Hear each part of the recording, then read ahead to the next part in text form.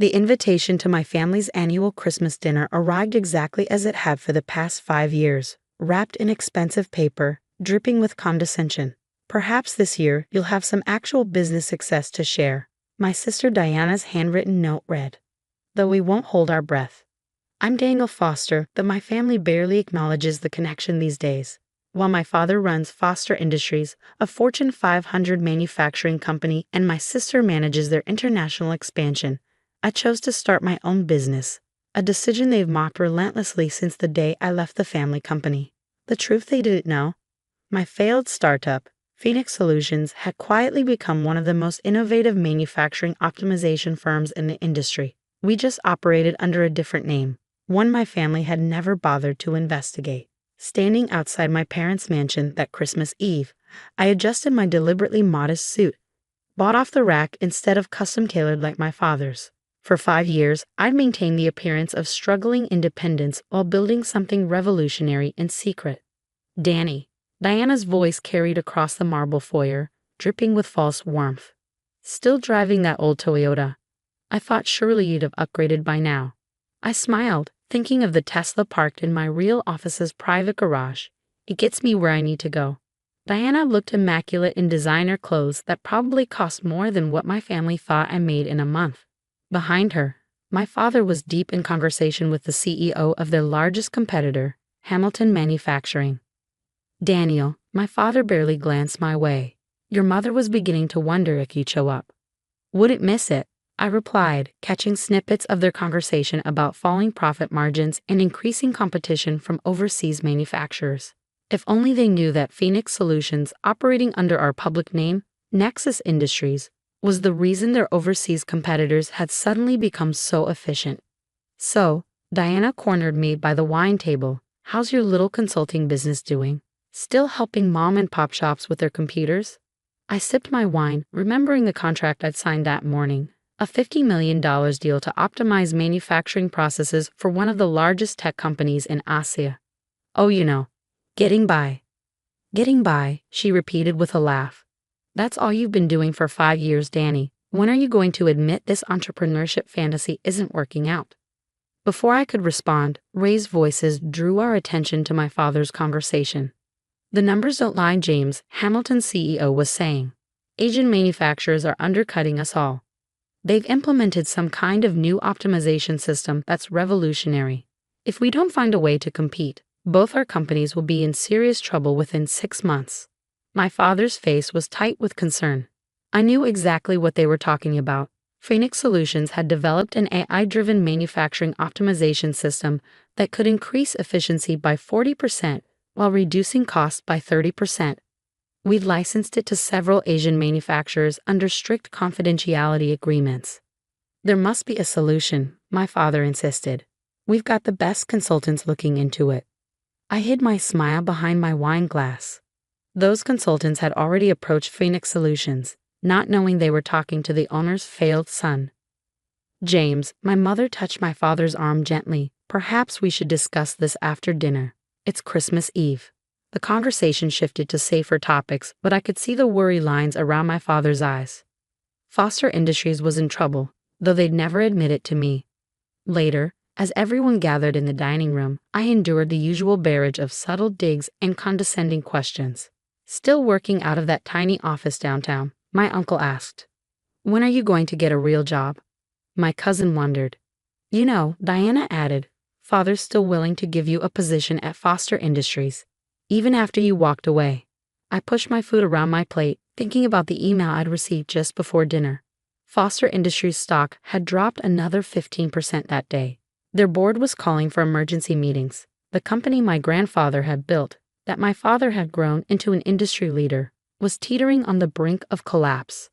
And their salvation sat right at their dinner table, eating overcooked turkey and swallowing their insults with practiced ease. My phone buzzed. A message from my actual office. Agent contract signed. Phase 2 ready to implement. Daniel, my father's sharp voice cut through my thoughts. At least put the phone away during dinner. Whatever small business crisis you're having can wait. I looked up, meeting his dismissive gaze. Actually, it's rather important. A major contract. Diana snorted. Major for you maybe, What is it? $1,000? 2. Something like that, I said quietly, thinking of the $50 million now sitting in Phoenix Solutions accounts. The dinner dragged on, but I kept catching fragments of worried conversation between my father and his business associates. Foster Industries was hemorrhaging contracts. Their manufacturing costs were too high, their processes too inefficient. They needed exactly what I'd spent 5 years building. After dessert, I found my father in his study, poring over financial reports. "Dad," I said from the doorway, "I might be able to help." He looked up, irritation crossing his face. "Daniel, I appreciate the offer, but Foster Industries' problems are beyond your experience level." "Are you sure?" "Because I know exactly why Asian manufacturers are outperforming you." That got his attention. "Oh, and how would you know that?" "Because I stopped as Diana burst into the study. "Father, Hamilton just called. They're announcing layoffs after the holidays. The whole industry is in panic mode." My father's face went pale. Hamilton Manufacturing had been the industry leader for decades. If they were laying off workers, "We need solutions, not interruptions," Diana snapped at me. "Go back to your little startup and leave the real business to us." I left without another word, but as I drove home that night, I made a decision. For 5 years, I hid my success, letting them believe I was struggling while building something revolutionary. Maybe it was time they learned the truth. In my real office, a penthouse suite downtown, I reviewed the latest projections. Foster Industries would be bankrupt within 6 months without our optimization system. Their outdated processes couldn't compete in the modern market. My phone lit up with another message from Diana. "I hope you're happy. While you've been playing businessman, our family's legacy is falling apart." I set the phone down next to the latest industry report, which featured Phoenix Solutions' CEO, listed only as DF. On the cover, praised as a visionary in manufacturing optimization. Tomorrow, Foster Industries board would hold an emergency meeting to discuss their options. They'd already reached out to every major consulting firm in the industry. There was only one company that could save them. Mine. And I was finally ready to show them exactly who they've been mocking all these years. The Foster Industries emergency board meeting was scheduled for 9 a.m. the day after Christmas. I arrived early, not as Daniel Foster in his modest suit, but as DF, CEO of Phoenix Solutions, in a perfectly tailored Tom Ford ensemble that cost more than my sister's car. My executive team was already waiting in the lobby, all people who'd believed in my vision when I started with nothing but determination and an innovative algorithm. "Are you ready for this?" Sarah Chen, my COO, asked quietly. She'd been with me since the beginning, when we worked out of a tiny office above a Chinese restaurant. "I've been ready for 5 years," I replied, watching my father's Rolls-Royce pull up to the curb. The boardroom was packed when we entered. My father sat at the head of the table, looking older than I'd ever seen him. Diana hovered nearby, her usual confidence replaced by barely concealed panic. "Thank you for meeting with us on such short notice," my father began, not recognizing me in my CEO persona. "As you know, Foster Industries is facing unprecedented challenges." Alan finished his prepared speech about the company's history and importance to the industry. Finally, he got to the point. "We need Phoenix Solutions' optimization system. Your company has revolutionized manufacturing efficiency, and we're prepared to offer whatever licensing terms you require." I opened my laptop and projected our analysis onto the screen. Foster Industries is losing $2 million per day with your current processes. At this rate, you'll be bankrupt within 4 months, not 6 as your analysts predicted. Diana's sharp intake of breath told me my numbers had hit home. "However," I continued, "implementing our system would increase your efficiency by 40% and reduce costs by 30%. We've achieved similar results with manufacturers across Asia." "Name your price," one of the board members said. I stood up slowly. "Before we discuss terms, there's something you should know about Phoenix Solutions' ownership structure." "Is this really relevant?"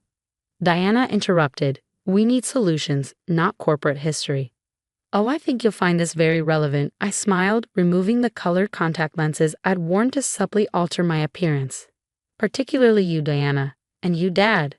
The room went silent as recognition dawned on their faces. "Danny?" Diana whispered, her designer purse slipping from nerveless fingers. "Actually, it's Daniel," I corrected her, "or DF, as unknown in the industry. You know, the CEO you've been trying to meet with for the past 3 months. My father's face had gone pale. This is impossible. Your company, you work out of that small office downtown. A front, I explained. Phoenix Solutions' real headquarters is in the Wilson Tower penthouse. That little consulting business you've been mocking. It's worth $4.2 billion as of this morning's market evaluation. Diana collapsed into a chair. All this time, when we were making fun of your startup, you were mocking the company that's now positioned to either save or destroy Foster Industries. I finished. Ironic, isn't it? The board members were whispering among themselves, some looking impressed, others concerned. Why? My father finally asked. Why hide your success? Why let us believe? Because I wanted to build something on my own merits, I said. Not as James Foster's son, but as my own person. And because watching you underestimate me was surprisingly motivating. I pulled up another slide, our standard contract terms. Now let's discuss how Phoenix Solutions can help Foster Industries survive the next decade. You're enjoying this, Diana accused, some of her old sharpness returning. No, I corrected her. I'm not here for revenge. I'm here because despite everything, this company is still my grandfather's legacy. I won't let it fail if I can prevent it. The next 2 hours were intense. I laid out exactly how our optimization system would transform their manufacturing processes. The board members who had ignored me at countless family gatherings now hung on my every word. These terms are very generous, my father said finally, studying the contract. More generous than what you've offered other companies. Consider it a family discount, I replied, though I don't expect to be mocked at any more Christmas dinners. Diana laughed suddenly, a genuine laugh, not her usual condescending one. God, Daniel, we've been such fools. Yes, I agreed pleasantly, you have.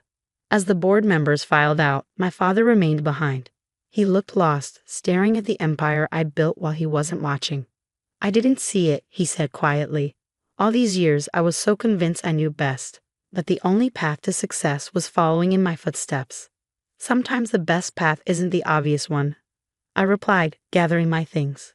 By the way, that old Toyota I drove to Christmas dinner, it belongs to my office manager. My actual car is the McLaren P1 in the parking garage. His eyebrows shot up. The green one? That's $1 million car. 1.2 million actually. I bought it the day Deanna told me I'd never amount to anything without the family name. The implementation of Phoenix Solutions system took 6 months. Foster Industries' stock price tripled. The manufacturing sector called it one of the greatest corporate turnarounds in recent history. I kept my small downtown office though. Sometimes I go there to remember how it all started. One person with a dream, fueled by determination and family doubt. Deanna stopped sending condescending Christmas invitations. Instead, she invited me to lunch, eager to learn how her little brother had revolutionized an entire industry. My father stepped down as CEO last month. The board unanimously voted to merge Foster Industries with Phoenix Solutions, with me as CEO of the combined company. You've exceeded every expectation I never had, he told me at the merger announcement. I'm sorry I didn't see your potential sooner. The old Foster Industries sign came down today. The new one reads Phoenix Foster Global. Below it, in smaller letters, is the company motto I chose. Success isn't inherited, it's earned. My sister sent me a text after seeing it. Subtle dig at the family there, little brother. Not a dig, I replied. Just a reminder that sometimes the person you underestimate the most becomes the person you need the most. The small office downtown? I kept it, converting it into an incubator for startup founders who, like me, have dreams bigger than their families can imagine. After all, nothing motivates quite like being underestimated. In my new office, I keep 2 photos on my desk. One shows me and Sarah in our original tiny office, surrounded by takeout containers and dreams. The other is from last year's Christmas dinner, the first where my family finally saw me for who I really am. Success, I've learned, isn't about proving others wrong. It's about proving yourself right. But watching their faces when they realize how badly they underestimated you, that's just a satisfying bonus.